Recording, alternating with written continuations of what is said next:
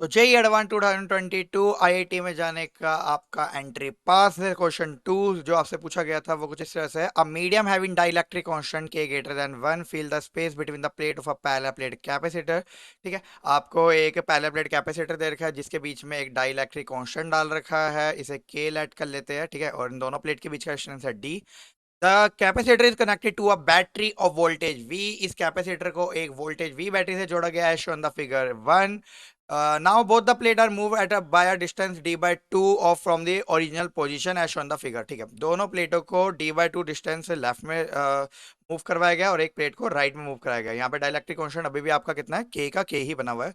और आपको बताना है कि इन चारों ऑप्शन में से कौन सा सही होगा। हालांकि ये जेई एडवांस का क्वेश्चन है तो आपको पता होना चाहिए कि इसमें चारों के चारों ऑप्शन भी सही हो सकते हैं या कोई दो ऑप्शन सही हो सकते हैं, यानी कि मल्टीपल चॉइस आंसर जिसे बोला जाता है। ठीक है, तो हम एक एक करके ऑप्शन मैच करना शुरू करते हैं। पहला ऑप्शन बोल रखा है the electric field inside the dielectric material reduce by a factor of 2 के, यानी कि जो इलेक्ट्रिक फील्ड है वो आपकी 2 के फैक्टर के साथ रिड्यूस हो रही है। तो इलेक्ट्रिक फील्ड निकाल के देखते हैं। ठीक है, देखिए यहाँ पे दो तरह की इलेक्ट्रिक फील्ड बनेगी। ये यहाँ पे जो वोल्टेज जो लिखी है वी, यहाँ पे पहले क्या फिगर 1 की अगर मैं बात करूं तो फिगर 1 के अंदर ये जो फिगर ए है आपकी, यहाँ पे इलेक्ट्रिक फील्ड का फॉर्मूला आप सभी को पता होना चाहिए, ये होता है E is equal to V by D. But ये जो कैप इलेक्ट्रिक फील्ड है ये पैरेलल प्लेट कैपेसिटर के बीच की, यानी कि प्लेट के बीच की इलेक्ट्रिक फील्ड है। इसे मैं ई पी से डोंट कर देता हूँ। ठीक है, हमें इलेक्ट्रिक फील्ड निकालनी है डाई इलेक्ट्रिक के अंदर। तो डाई इलेक्ट्रिक के अंदर जो इलेक्ट्रिक फील्ड होती है उसका फॉर्मूला होता है E is equal to P by K D.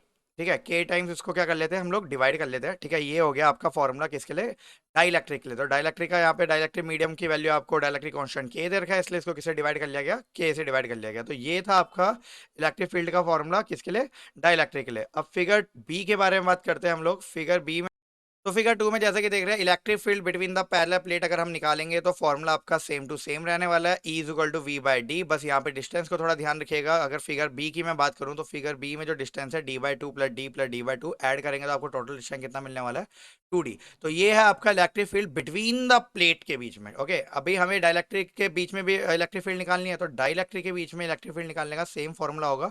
बस उसको डाइलेक्ट्रिक कांस्टेंट से डिवाइड कर लीजिए और यहाँ पे डाइलेक्ट्रिक कांस्टेंट दे रखा है के, तो ये हो जाएगा आपका 2K टी करके। अगर इस फॉर्मूले को आप कंपेयर करेंगे दोनों इक्वेशन को, ये इक्वेशन नंबर 1 लेट कर लेते हैं, ये इक्वेशन 2 लेट कर लेंगे, तो आप देखेंगे जो फाइनल इलेक्ट्रिक फील्ड आई है वो हाफ हो चुकी है इनिशियल इलेक्ट्रिक फील्ड के। ओके, ई डी वाई कितना आ जाएगा 2 करके। जबकि ऑप्शन नंबर ए ये लिखा हुआ है the electric field inside the dielectric medium reduce by a factor of 2K, जो कि बिल्कुल गलत है क्योंकि यहाँ पे इलेक्ट्रिक फील्ड हाफ ही है। ठीक है, तो ऑप्शन नंबर ए को हम लोग पूरा काट लेंगे, ऑप्शन नंबर ए आपका सही आंसर नहीं होगा। ठीक है, बात कर लेते हैं इसके ऑप्शन नंबर बी के बारे में। लिखा हुआ है the capacitor it decrease by a factor of के 1 प्लस के प्लस 1 करके। ठीक है, तो इसको चेक कर लेते हैं कि किस तरह से निकालना है।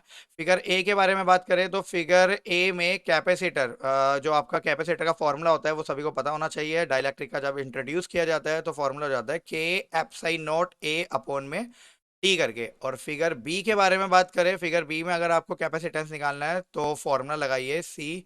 याद होगा एक डाइलेक्ट्रिक कांस्टेंट की डेरिवेशन हुआ करती है CBSE electric slab inserted between the plate वाली, जिसका फॉर्मूला होता है एप्साई नॉट ए अपॉन में डी माइनस का टी प्लस का टी अपॉन में के करके। ठीक है, यहाँ पे टी जो होती है thickness of the dielectric slab होती है, डी जो होता है distance of separation between the plate होता है। फिगर बी में ध्यान से देखेंगे तो आपको पता लगेगा जो थिकनेस ऑफ द स्लैब है वो उसको स्मॉल डी से नोट किया गया है and the total distance between the plate जो है वो 2D है। तो यानी कि यहाँ पे डी की जगह आ जाएगा आपका 2D करके आ जाएगा। ओके, और थिकनेस की जगह आ जाएगा आपका डी, तो प्लस का डी बाय के। अगर इसको आप पूरे को सोल्व करेंगे एलसीएम लेके तो ये आपको मिलेगा एप्साई नॉट ए अपॉन में डी प्लस का डी बाय के एंड देन एलसीएम कैरी करके अगर आप इसको सोल्व करते हैं तो आपको मिलेगा C dash which is equal to K epsilon naught A upon में D in bracket K plus में 1 करके। ठीक है, तो ये आपकी फिगर 1 के लिए कैपेसिटेंस हो गया और ये फिगर बी के लिए आपका कैपेसिटेंस हो गया के एप्सिलॉन नॉट अपॉन में डी के प्लस 1 करके। इक्वेशन 1 एंड इक्वेशन 2 को अगर आपको रिलेट करेंगे तो आपको मिलेगा C dash which is equal to C upon में के प्लस 1, यानी कि जो आपका कैपेसिटेंस है वो के प्लस 1 टाइम क्या हो जाएगा आपका, रिड्यूस हो जाएगा। यानी कि ऑप्शन नंबर जो बी लिखा हुआ है capacitor decrease by a factor of 1 upon में 1 के प्लस 1, ये बिल्कुल सही ऑप्शन हो जाएगा। ऑप्शन नंबर बी बिल्कुल सही है।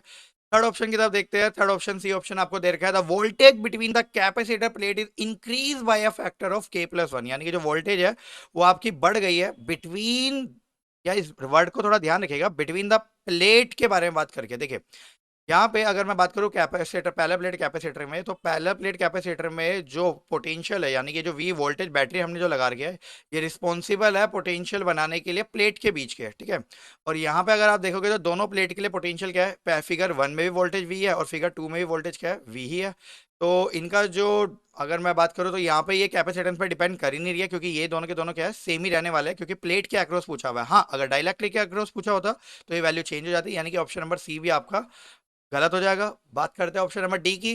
The work done in the process does not depend on the presence of dielectric material, यानी कि आपको बताना है कि जो वर्क डन है वो डाइलेक्ट्रिक मटेरियल पे डिपेंड नहीं करेगा। इसको भी निकाल के देख लेते हैं।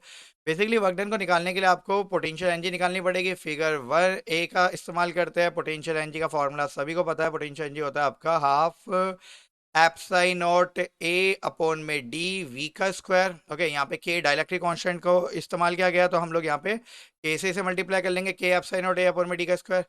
फिगर बी के बारे में बात करें तो फिगर बी के लिए जो आपका पोटेंशियल एनर्जी का फॉर्मूला होगा वो कुछ इस तरह से होने वाला है आपका, हाफ के एप्साई नॉट ए अपॉन में D in bracket K plus 1 we का स्क्वायर। ओके, यहाँ पे हमने सी की वैल्यू निकाल दी। पता ही होगा कैपेसिटेंस का जो फॉर्मूला होता है वो होता है आपका हाफ सी वी स्क्वायर। तो फर्स्ट केस में सी की वैल्यू के एफ साइन नॉट अपन में डी थी, और सेकंड केस में के एफ साइन नॉट अपन में डी के प्लस 1। ठीक है, अगर आपको वर्क निकालना है तो वर्क का फॉर्मूला होता है इनिशियल पोटेंशियल एनर्जी माइनस का फाइनल पोटेंशियल एनर्जी। दोनों को अगर आप सब्ट्रैक्ट करते हैं, ठीक है, initial potential energy minus final potential energy, तो आपको मिलेगा के square F sine not A P square upon में 2d इन ब्रैकेट के प्लस 1। इस क्वेश्चन को देखने से क्लियरली पता लग रहा है, इसका आंसर देखने से, कि जो वर्क डन है वो के ऊपर डिपेंड कर रहा है। जबकि ऑप्शन ये लिखा हुआ है कि the work done does not depend on the presence of dielectric material, यानी कि ये ऑप्शन भी आपका गलत हो जाएगा। इस क्वेश्चन का जो राइट आंसर होने वाला है वो सिर्फ एक ही होगा, ऑप्शन नंबर बी।